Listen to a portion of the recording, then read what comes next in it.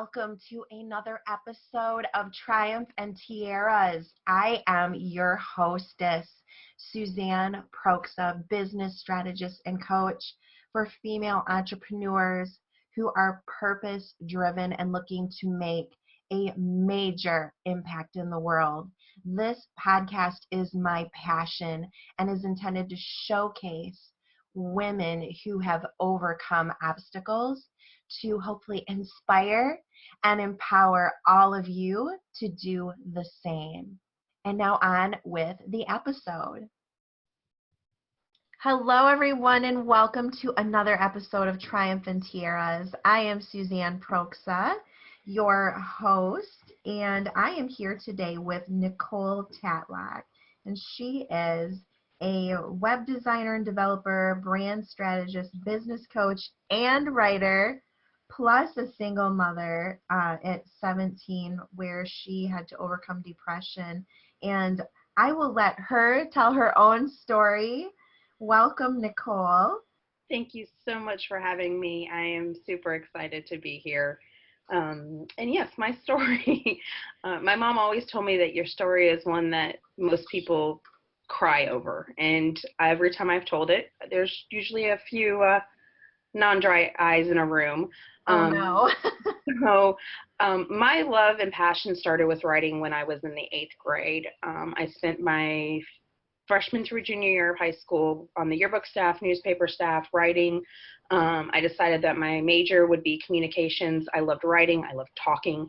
I figured it was a good mix of the two. I applied to schools across the country. I am in Florida, born and raised.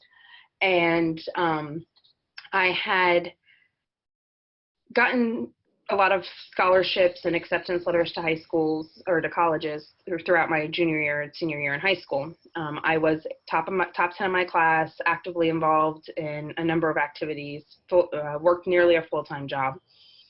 And I always wanted to go to Emerson University in Boston. And I applied there, never went and checked out the campus, never talked to anybody. But Emerson University at the time in 1998 was the #1 communication school in the country.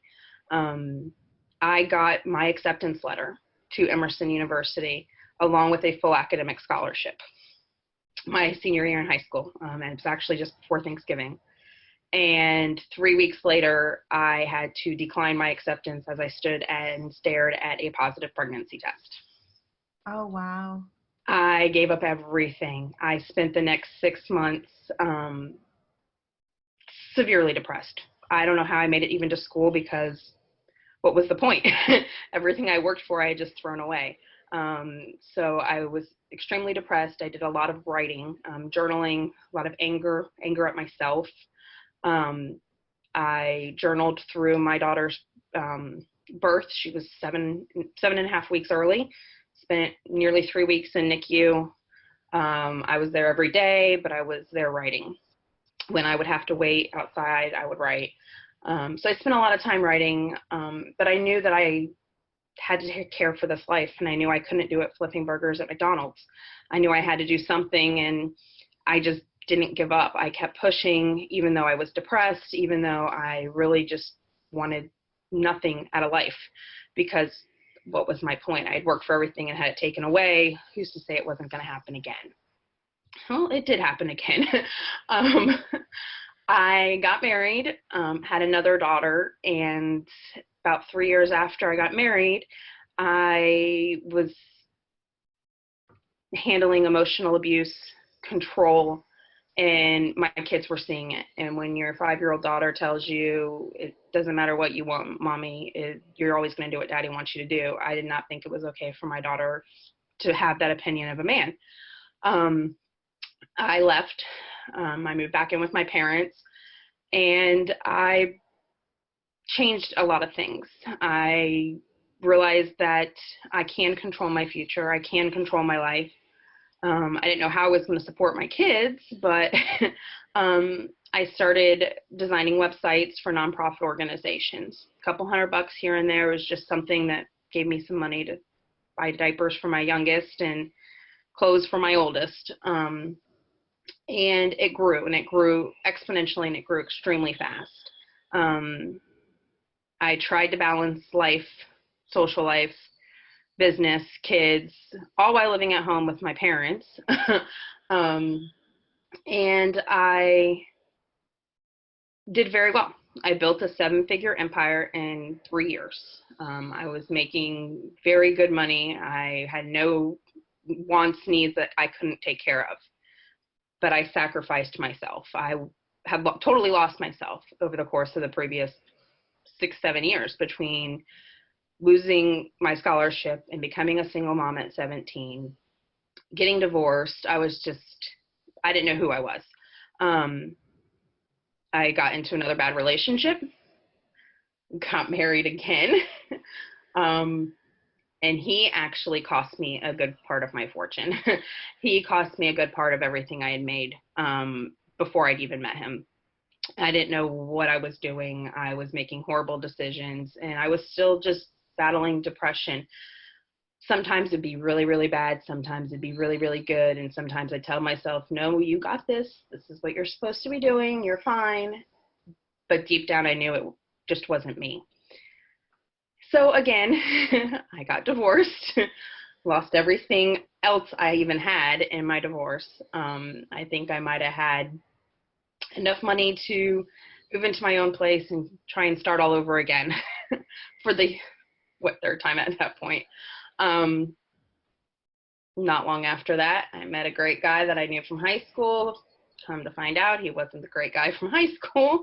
And I had no support in building a business. So everything I had done for years just kind of went away. I wasn't doing my business. I wasn't doing something I loved.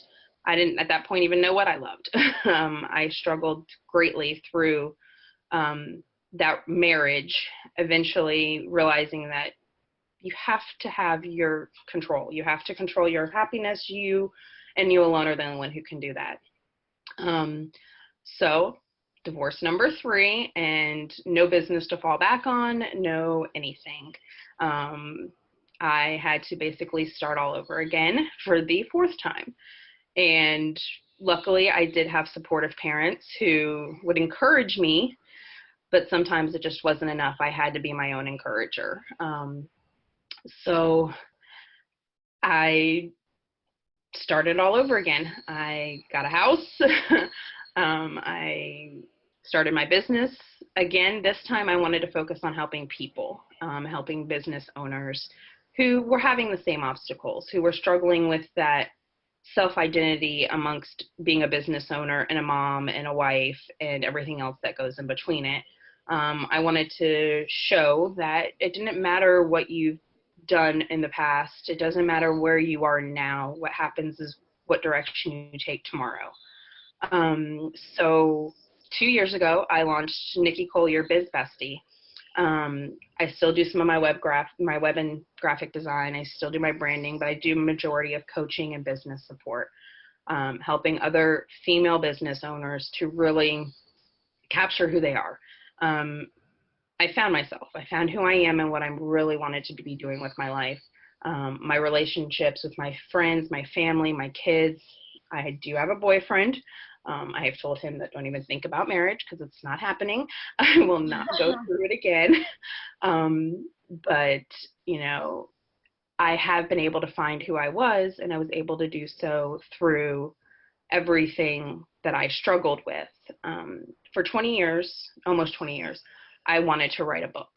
I didn't know what that book was until about 10 years ago as I went through my second divorce. I was like, I want this book to be for people who just don't know what to do when life throws you a curveball. So it's been in the back of my mind for years. The content's been there. I just never actually wrote it. About 6 months ago, I sat down at my computer, I opened up a Google Drive document, and I started typing. And within 4 days, I had my entire book written. Wow. It's in editor stage. So I have an editor who's reviewing it. But the title of the book, I love. I'm not sure how many others do, but the title of the book is Shit Happens, Your Guide to Flushing It. Oh, that's awesome. So that is the title of my book for more of a personal development focus. I do talk about my business and being a business owner, but for the most part, it's geared towards every person who really just has a struggle in life, or who's made a bad decision, or is trying to move past a ugly past, who's trying to put that behind them. So I wrote that book in 4 days. It had been in my mind for years. Like I said, I'd known for years that that's what I wanted to do. When I first started the process of thinking about writing a book, 15 years ago, I was thinking more towards single moms, teenage moms, just letting them know that it didn't matter how hard life got, that you didn't have to be stuck in a position you didn't like. But as life happened, and as I got older, I realized that it didn't matter if you were a teenager or 20-something year old or a 30-something year old. Life happens. Shit happens. Mm-hmm. So I kind of changed the focus a little bit to be more geared towards people who just need to be able to put the past behind them and move forward. So today I have hit the first of 6 figures in my coaching business. I am smashing my goals. I had a goal for the month of May that I have already hit as of Friday. Awesome. So I have found that regardless of what you're doing in life, if you've really found something that makes you happy and something that you really get excited about, there's no stopping you, regardless of what you're dealing with internally. I haven't dealt with depression in a couple of years now. Unfortunately, I have a 15-year-old daughter who is battling depression. And I am very supportive of helping her. The one thing I refused to do, and the one thing I never did in all the years of battling depression, was I never medicated. Her dad wants to medicate her, and I say absolutely not. You have to change your circumstances. You have to change the things that cause you to be depressed. You have to change your surroundings. You have to change the way you think about things, and you have to think about how you handle it when you do get into a depressive state. And that is something that I overcame with 15 to 20 years of depression, and never once taking a pill to take care of it. I don't believe in it. It's my personal opinion. Everybody's own. My personal opinion is that there are other ways to handle something. I have friends who are ex-drug addicts, ex-alcoholics, and they change their surroundings. So I feel depression or medicating for depression is no different. So I have been through a lot of ups and downs. The last 2 years, definitely way more ups than downs. And I'm excited to share with anybody who wants the support, who needs the encouragement, who listens to this and goes, I was there. Maybe not the 3 divorce part, Right. But I was there. I was lost, and I was truly lost. I had no idea who I was. I had no idea who I was, what I was doing.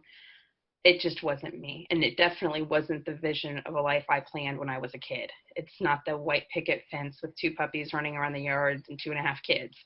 It's not what I envisioned as a young adult. But what I have and where I am today did not come without a lot of struggle, a lot of sacrifice. But I don't make those same struggles or sacrifices anymore, because I found my calling, so to speak. Yeah. And I think, what you said about you control your own happiness, I love that. As somebody who is it will shock people, but I, by nature, am actually not the happiest person in the world.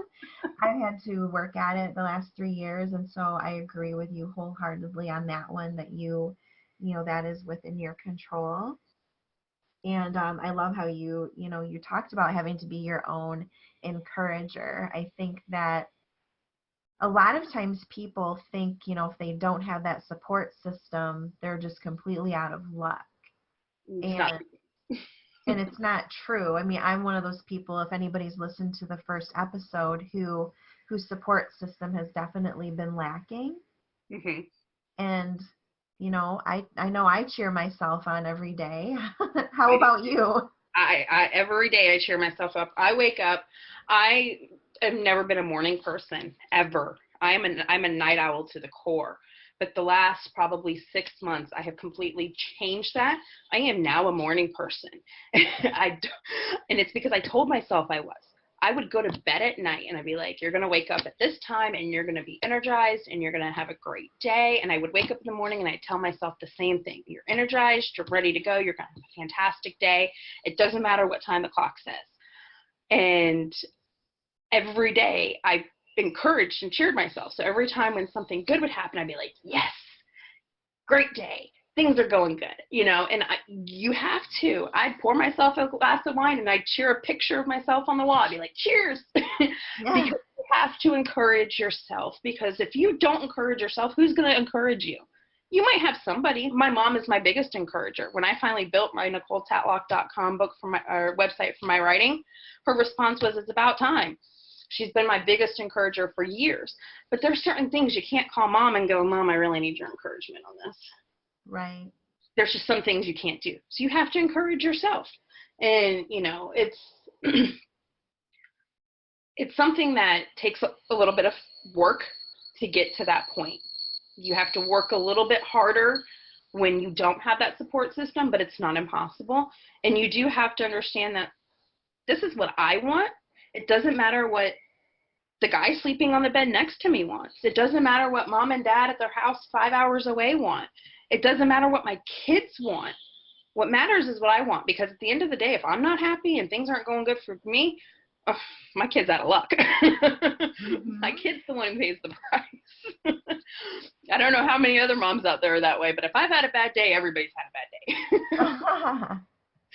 And so encouraging yourself helps those around you. It helps the environment. It helps the things you're doing to be progressive, to be productive, to have the successes you want. I'm literally writing a business framework, and it basically says you can have anything in this world you want. And for the longest time, I had to pay a price for it. I had to sacrifice, and I had to sacrifice myself. But if you were to ask me that now, you can have everything and anything you want in this world, and you don't have to pay a price for it. All you got to do is work for it. How much you're willing to work for it depends on how much you're going to get. Mm-hmm.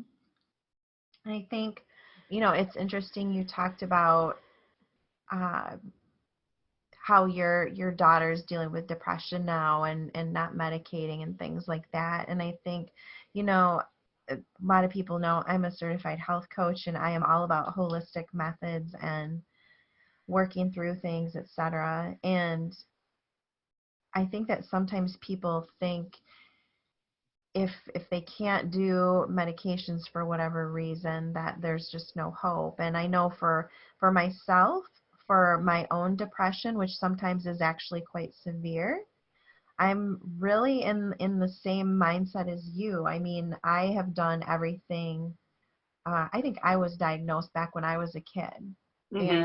And they actually did try pills with me for a very short time, and it made things 100 times worse. Yep. And have never done it again. And I mean, as a health coach, I'm well aware that even the simplest things can cause depression, even food allergies, which I know most people probably don't realize. You can Google it. It's really amazing the things that can contribute to depression. And, you talked about changing surroundings. And I know for me, while it was very difficult, one of the things that I did was I got rid of a lot of friends in my life. Yep. A lot of them. Yep. I had that same conversation Tuesday night at dinner with a very good friend of mine, and she is a ex-alcoholic, and we were talking about, kind of where she's at now. It's been 14 years, and she goes, I lost a whole lot of friends because I was no longer the fun party girl taking shots on the table. She goes, I had to get rid of those people that were surrounding me, causing me to do things that I wasn't happy about. Mm-hmm. And it's the same case when it comes to depression. Like I said, my youngest daughter, she battles depression. She refused. They put her on it. She took it for about a month, and she said, Mom, I don't like it. I don't want to be on it. I said, then don't take it. And so she would bring me the bottles from the prescription agency from the pharmacist that her dad would give her. She'd bring me the bottles. I got bottles of depression meds for her in my medicine cabinet. Wow. because she didn't want to take them. That was her choice. Yeah. She did not like the way they made her feel. She goes, it just makes it worse. Yeah. I mean, it did for me too. I mean, surely there are people out there whose depression does stem from something that does need medication, but Absolutely. a lot of times it's just really it's crappy people, crappy surroundings, life circumstances and such. And those are all things that you can make steps to improve to, you may not get rid of your depression right away. I know I didn't, but with every positive step I took in my life, the depression got less. With every positive action or any positive thing that occurred in my life, my depression was less. And then I would keep track. Okay, what are the things that are helping improve my depression? And what are the things that are causing me to kind of slip back into that depressive state? I'm going to stay away from those things that are causing me to slip. Yeah. I'm going to focus on these things that are helping me. And in all actuality, my business did help me because it was something I enjoyed doing. I enjoyed seeing the wins of my clients. I enjoyed completing a project. Of course, I enjoyed getting paid, but I enjoyed the outcome. I enjoyed the experience of working with those positive people who were doing positive things. Because like I said, I started out with nonprofits. So those nonprofits that I was working with were doing positive things for other people, and seeing that impact and knowing that I had a hand in that made me happy. So when I lost myself, one of the things I sat down is I was like, okay, there were times in your life that made you happy. And I found that the times I was most happiest were when I was helping other people achieve their goals, when I was helping other people help other people. And that's really why when I decided, this is really what you are meant to do. My grandfather was an entrepreneur on an 8th grade education. He has been standing over my shoulder. He passed away 7 years ago, but he's been standing over my shoulder all this time going, I got you, girl. I know this is what you want to do. I am the oldest of 2 granddaughters, and I had a very close relationship with him. And so I know that this is what I was meant to do. So when it came time to kind of reposition, reclarify, refocus, figure out where I was going with my life after my last divorce, I knew that I had to kind of shift a little bit. I still love the web design, and I still love the web development. I still love helping people with that. But I found that my biggest passion and my thriving and where I really get excited and where I really feel my soul and my heart sing in unison is helping other people to overcome those same obstacles that business owners and people have to deal with to get to where they want to be. And it's interesting too that you talked about your business and the impact that has had. And I actually wrote an article. I'm published in so many places I can't remember which place, but about my business saved my life. Absolutely. So there's definitely something to be said for finding something that you absolutely love and diving into it, as well as surrounding yourself with good people, because a huge part of it is the online entrepreneurs that I hang out with are incredibly supportive and just complete sweethearts. That's why I love the Facebook groups. I am in some groups that are just fantastic. Yours is one of them. Very encouraging, very supportive, very positive. There's not people bringing people down, and it's not like, oh my God, we're competing against each other. I have made some of the best friends in business through Facebook groups with people who do the same thing I do. Yes. But we support each other. It's a positive environment, and that I think is really key to business owners and successes and how people thrive in this extremely saturated entrepreneur market. Like, there are tons of entrepreneurs out there, but there's also tons of people who need help. Exactly. And we're all different. Absolutely. It's all who you mesh with. It's all who you connect to. Yes. I have turned down clients because I just didn't feel a connection that would benefit them or myself. I wasn't the right fit. Yeah, me too. It's Even part of back in the days when, even back in the days when I talked about having $50 in my bank account, which is a true story, I turned somebody down. Mhm. Oh, I have too. And I've been down to, 50, 20, $10 in my bank account. And it's just like, you know what? Not worth it. No. The whole time, a lot of time when I was in between my business or in between a relationship or whatever it may be, I would go without food because I'd have to wait till I got paid again. But my kids wouldn't. I always would take the last $10 I have and I would go buy and make sure that they had food until I got paid again. Mm-hmm. I will go without so that those around me and those who need it can have it. Because I already have what I want. I'm seeing the success of what I want. Right. And I'm seeing what makes other people happy.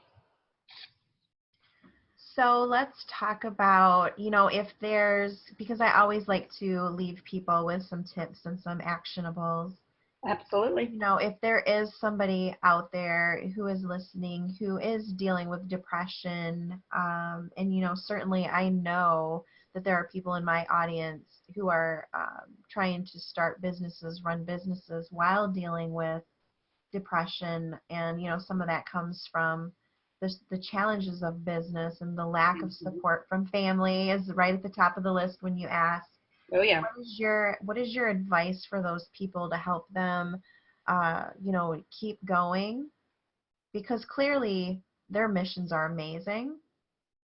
Absolutely. And as long as they can get that, in that place, that zone, they'll do just fine. I totally agree. My advice to anybody who is battling depression while trying to start their business is first and foremost, make sure your business sings to you. Make sure what you're doing makes you happy. Because the tip to overcoming depression is finding things and circumstances, situations, and surroundings that make you happy. So find something in your business, find a business that makes you happy, that you can get up and you just can't wait to start, that you can't just wait to share. When you start talking about it, you don't shut up. When you start talking about it, you just feel an energy in yourself. That's the first thing. The second thing is that as you're building this business and you find that you're lacking the support, reach out to somebody, anybody who has been there. Reach out to myself. Reach out to our fabulous host. Reach out to somebody who has dealt with depression while trying to build a business, because they will encourage you no matter what. And I do a lot of encouraging. I have a friend of mine personally where I live, and funny story, she's actually my boyfriend's ex-wife's sister-in-law. Yes, that's a mouthful. We live in Redneckville. My boyfriend's ex-wife's sister-in-law, she actually struggles a lot with depression, and she's been trying to take this course this like her fourth time, and she hasn't been able to get past the general recs, and she just gets really down on herself. And she sent me a message the other night and told me she got in and she just got to get past the general recs. And I was like, you've got this. I said, let's get together for lunch. Let's talk. I will support you any way I can to make sure that you can achieve this, because she doesn't have anybody else. And her response back to me was, I'm crying. You don't know what it feels like to finally have somebody who supports and encourages me. Now, isn't that something? I know her in passing. I know her, seeing her around town, or, things like that. But I've never really hung out with her. I don't know her story. I don't know any of that. But I know that this is something she really wanted, and she just needed a little bit of encouragement to tell her that she could do it. So that's my second tip. If you find yourself in this process, reach out to somebody who will encourage you. And if you're not finding people that are encouraging you, cut those other people out. They aren't going to do you any good. All they're going to do is make things even more difficult on you. The third thing is a personal thing I've done that I found to be an extremely relaxing and freeing time during depression and business building, is I would literally write down what I was feeling as it related to my business, and I would always write down what I was feeling as it related personally. Only the negatives. I would write them all down. I would get them out of my system. I would write. I would tear the page, and I would burn it. And as I burned it, I told myself, these aren't feelings that make you better. These aren't feelings that make you happy. These aren't feelings that are going to give you everything you want in life. These aren't feelings that are going to help you with your kids. These aren't feelings that are going to help you build a business that you love and you're passionate about. And I would send that with the smoke gone. Then I would write down what I wanted to be feeling. I want to feel happiness. I want to feel complete. I want to feel, and I would write down, I want to feel statements to reprocess into my mind what I really wanted to overcome the negatives I had just wrote. Well, I am going to hit my journal after this. I am writing that down. I love that. In the fourth thing is, if you find that you're still struggling mentally, that you're still having that depressive hold that just kind of doesn't release, take yourself to a spot, whether it be in your house, in your yard, a park, somewhere that is calming to you. Me, I love a hot shower. I will go in the shower and I will just cry. I will cry out the depression. So find something that is calming to you and give yourself 10-15 minutes. If you got to give yourself 10-15 minutes of just feeling that on you, and then 10-15 minutes of just letting it go. Let it release its hold on you. Yes, I love that, because I go to my boardwalk as often as I possibly can, and that is my release. Because it's a comforting place to you. Absolutely. Yep. Down by the water, all the seagulls and everything, and the lighthouse. Absolutely. Yes. So those would be things I would encourage anyone who's battling depression while trying to build their business and feeling those depressive times, because they will come. If you haven't completely resolved the depression that you're dealing with, and some people never do, if you haven't completely dissolved the depression that you are dealing with, you're going to have to do those things on a regular basis to keep pushing yourself forward in your business. But always know that there is a light at the end of the tunnel. It is not the end all be all. It is not, oh, I'm dealing with depression, I can't do this. No, absolutely not. You can do anything you want. Absolutely. So those are absolutely fantastic tips. And I'm sure that the audience is wondering, how can they find you? How can they hang out with you? Absolutely. You don't mind sharing? No, absolutely not. You can find me on Facebook, Nicole Tatlock. I don't know what email address I used. Might be N as in Nancy, M as in Mary, T as in Tom, A as in Apple, T as in Tom, LOCK, the number 5 at gmail.com. I think that's what my Facebook email address is. I do keep my Facebook page private only because of my past relationships, and there's still some lingering animosity with those that I just don't want it to be a part of my life. So I make sure that they can't find me or see me on Facebook. And you can join, I have a Biz Bestie Facebook group. You can go to my website, Nikkicole.biz. There's an email link there. You can email me.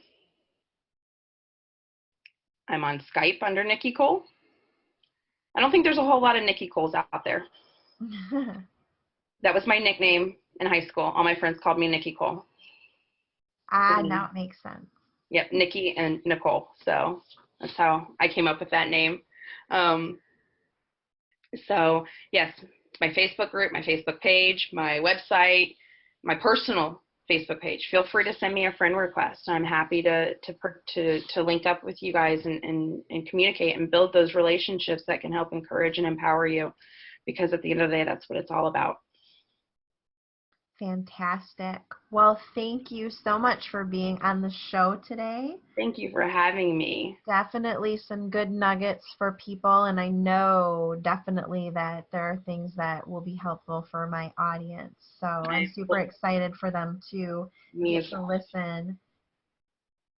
And to the audience, thank you for listening to another episode and hanging out with us today. And I will see you all in the next episode. Thank you for listening today. I hope that you found some inspiration from today's episode. If you would like to find me and check me out, you can head over to SuzanneProxa.com, or if you are a female entrepreneur who is purpose-driven, head over to my Facebook group at fempreneurs.biz. Thank you so much for listening today, and I will see you in the next episode.